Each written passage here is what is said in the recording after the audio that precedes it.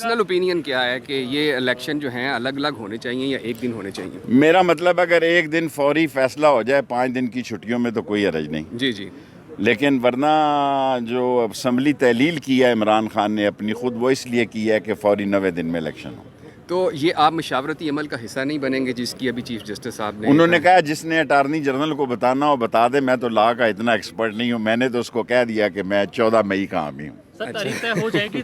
انشاءاللہ ہو جائے گی۔ میں تو سپریم کورٹ کو کانفیڈنٹ دیکھتا ہوں، میں سپریم کورٹ کو یونائٹڈ دیکھتا ہوں، اور 16 دفعہ میں وزیر رہا ہوں 70-72 سال کی عمر میں سپریم کورٹ کو کانفیڈنٹ دیکھتا ہوں کہ وہ الیکشن کروانے جا رہی ہے۔ سراج الحق صاحب مصالحت کا کردار ادا کر رہے ہیں، لیکن کرا رہے ہیں یا نہیں کرا رہے، سپریم کورٹ جو ہے وہ الیکشن کے لیے تیار ہے۔